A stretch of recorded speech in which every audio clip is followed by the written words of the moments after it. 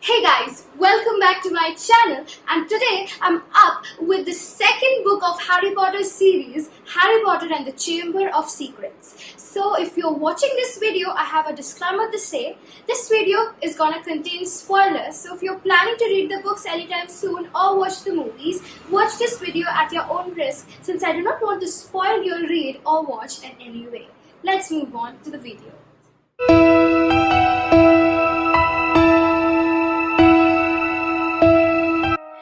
This is my Harry Potter and the Chamber of Secrets book. It is pretty worn out because I did not take care of this book, and it was my first book in the series actually, and I did not understand anything because I did not read the first book.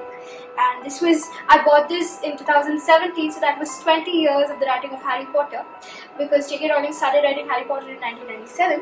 Coming to the story. Chamber of Secrets is a favorite of many people, and I really do like this story. It's like a very mysterious story, and such events occur which no one has a clue what's happening.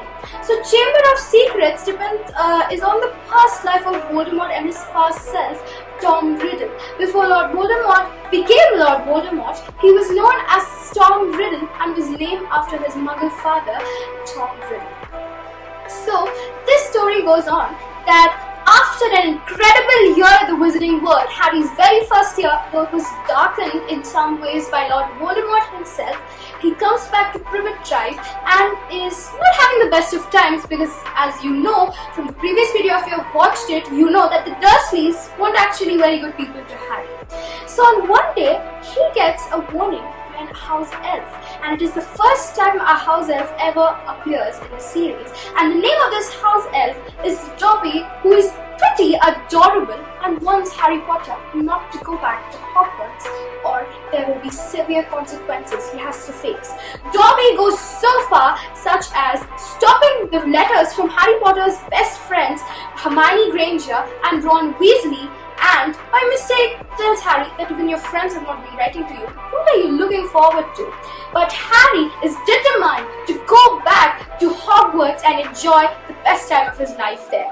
Things mess up and he is eventually locked in his room due to some terrible things which were not done by Harry and was done by Dobby, the house elf. And that's when comes his best friend Ron Weasley with his two troublemaking twin brothers, Fred and George Weasley. And this was the first time they were actually given a little importance in the series because they came flying in their Ford Anglia car, which was a beautiful shade of turquoise. Turquoise is my favorite color, so I really like that the car was of turquoise color. And they come to Privet Drive by flying the car, which is flown by Fred or George Weasley. I don't know which of the twins did it because they were identical. And they save Harry from there and go to the burrow. This is the first time ever we see a burrow, which is not very wide, but you can say very tall and put up by magic. Ronald Weasley's other brothers, Percy Weasley, who became a prefect, who was a prefect and later on became a head boy, was a very disciplined little man who liked things like everything in order. He as well had two other older siblings other than Fred, George and Percy, who were mentioned in the movies, but one of them was not shown. It was Charlie and Bill Weasley. And then we also get to see Mrs. Weasley's true side. She's a very sweet, pompous little short woman who was about the height of her son Ron, who was just 12 years old in fact, and she was very warm towards Harry, and Harry felt that he had found family there. And then there was Mr. Weasley, who was Ron's father, and he was crazily driven by Muggle things and was very interested in everything related to Muggles. Ron had a younger sibling as well, which was Ginny Weasley, later Harry's wife, if you have read the books or watched the movies. So Ginny Weasley is shown as a very shy child around Harry, which is obviously not her behavior. It's mentioned in the books that Ron says Harry, Ginny usually does not even shut up, but when Harry is around, she's usually keeping quiet. So later on it is revealed that Ginny had a huge crush on Harry during those times. Harry goes to Diagon Alley to get his new school robe, and there he meets Hermione Granger with her parents, Mr. and Mrs. Granger.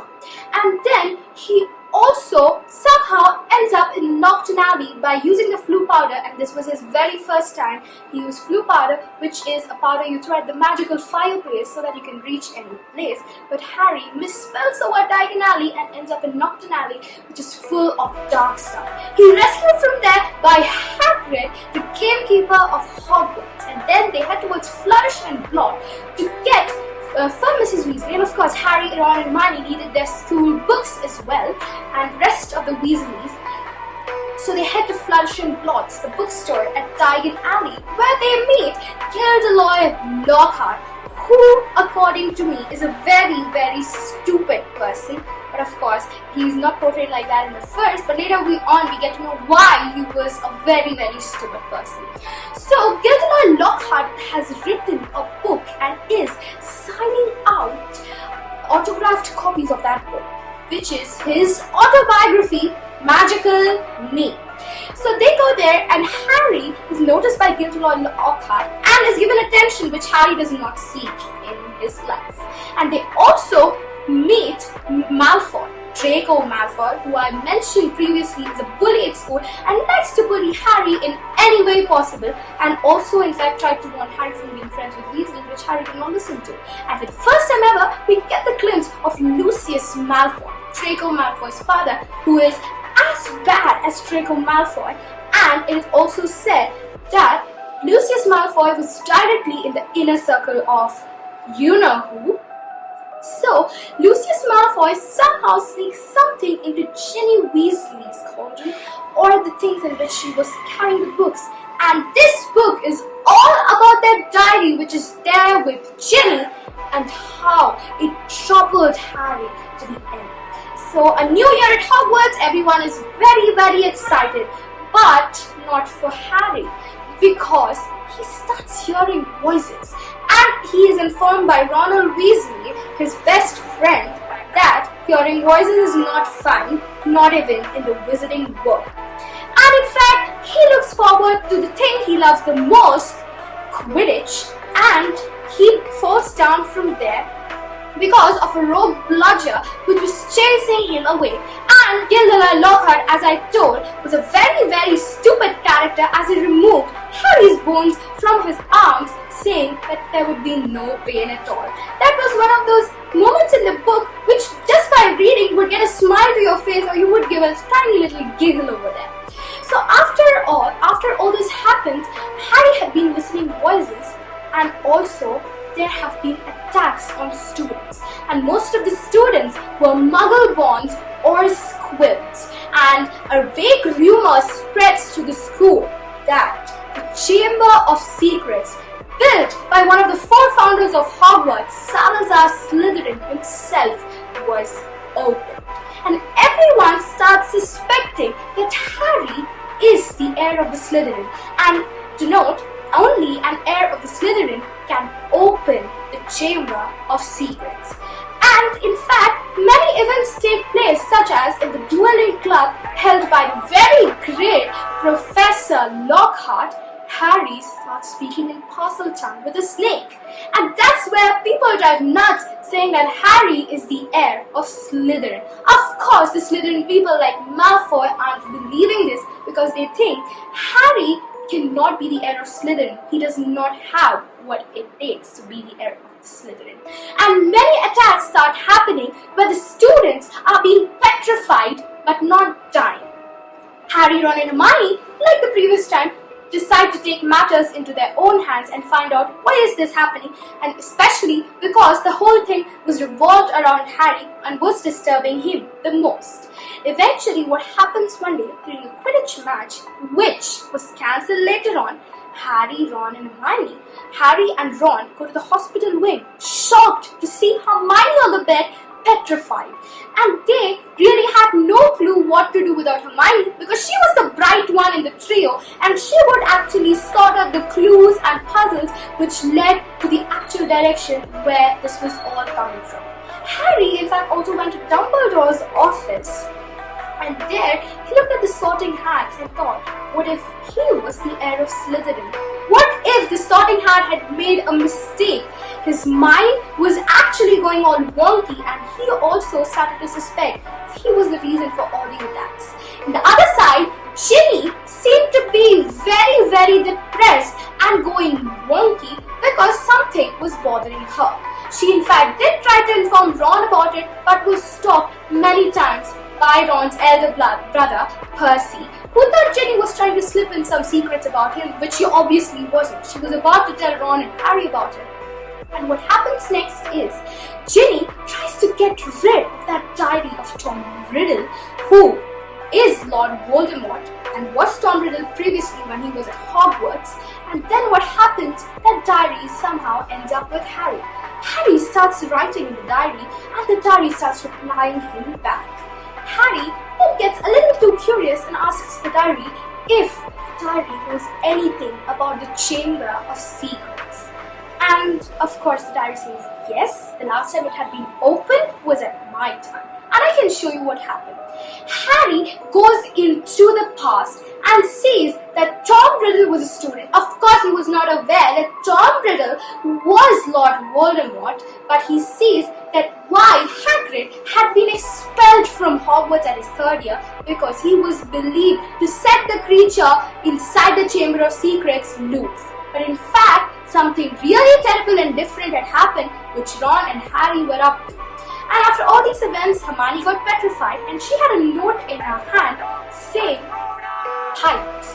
Harry and Ron figured out that because Harry could listen to the voice, they figured out that the creature was probably a snake or was a reptile, because Harry was able to listen and communicate in parcel tongue, which none of the students at Hogwarts at that time would be able to.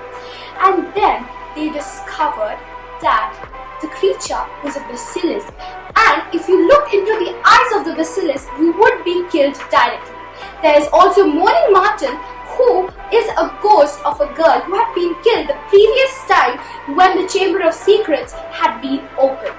And one day what happens is Ginny opens the Chamber of Secrets herself. This might be a little ridiculous because Ginny in no way can be the heir of Slytherin, but she opens it because Tom Riddle insists her to do so. And that is the reason why Ginny was all trouble, and she was the person who wrote on the wall with blood that the Chamber of Secrets has been opened. And then one day Harry and Ron come across a writing on the wall saying that the girl's skeleton will lie in the Chamber of Secrets forever if she is not saved. Harry and Ron, of course, very, very, very shocked and depressed, have to save Ginny, because Ginny was Ron's little sister and Harry had to help his friend's sister. So they decide to go to the Chamber of Secrets, which was in the washroom of the second floor, Moaning Martin's washroom, and they also get to know that the basilisk was traveling by pipes. And the reason why the Muggle Bonds and others weren't dying, because neither of them had looked into the basilisk's eye directly. Hermione and Penelope Clearwater, a girl from Ravenclaw, looked into the basilisk's eye through the mirror, and that is why they remained petrified and not dead. Justin Finch Fletchy and Nearly Headless Nick, who was the ghost of the Gryffindor house, also were petrified. And Justin Finch Fletchy saw the basilisk through Nearly Headless Nick, and hence did not die. And since Nearly Headless Nick was already dead, he couldn't have died twice. And Mrs. Norris, Filch's cat, looked at the basilisk through water, and that's why she did not die as well. And it is also revealed in the book that Filch is a squib. So Harry, Ron, and to my surprise, Professor Gilderoy Lockhart go into the Chamber of Secrets. Now, Gilderoy Lockhart obviously isn't brave. The things he writes in the book are all made up, or he obliviates the person's memory first by obtaining the story from the person and then obliviating him and putting the whole story to his account. And he reveals all that to Ron and says that I am not good at protecting others and stuff, but the one thing I'm very good at is obliviating people. And before this, what happens, Harry and Ron were not able to enter Hogwarts because Dobby had stopped people from entering the platform 9 3/4 at London King's Cross, so they had to fly their way using the 4 Anglia I was talking about, and Ron eventually breaks his wand in the Whomping Willow. And because Professor Gilderoy Lockhart did not have the wand, he takes that broken wand from Ron and tries to obliterate Harry and Ron's memory. But unfortunately, because their wand was broken, it backfires and Professor Lockhart himself gets obliterated. So after that, what happens, Ron decided to stay back with Professor Lockhart so that he wouldn't do something crazy, and Harry enters the Chamber of Secrets, speaking Parselton. There, he finds Ginny and has to get her out of there. But then he sees Tom Riddle, who comes in and says Harry that this is the girl. And then Harry says, please help me take back Ginny to Hogwarts. But Tom Riddle reveals that he was behind all these attacks. And Harry was of course shocked. And then there's this part where he reveals that he is the younger self of Lord Voldemort and had kept himself in the diary so that the heir of Slytherin, could open the chamber and kill Harry Potter. Harry Potter tries to speak to the Basilisk in Parselton, but the Basilisk won't listen to anyone's order other than the heir of the Slytherin. And then comes Fawkes, Dumbledore's Phoenix, with the Sorting Hat, and the Phoenix plays an important role there because Harry pulls out the sword of Godric Gryffindor and kills the Basilisk right over there. And then what happens is,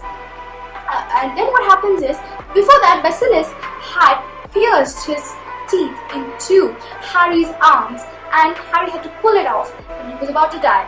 But the tears of a phoenix have magical healing powers, and Fawkes cried on it, and hence it was healed. And he also uses the Basilisk's fang to break through the diary of Tom Riddle, and the memory of Tom Riddle is then gone. And then he returns to the headmaster's study along with Ginny, Ron and Gilderoy Lockhart, and Dumbledore tells him why these turn of events had happened with him himself. And this is how the story ends. There are some more things to this story, like Hagrid getting arrested and all, but those are minor details which you will know by reading the books. I hope you enjoyed this video and also the summary of the Chamber of Secrets. It is something everyone can look forward to reading and watching. Bye guys, have a great time.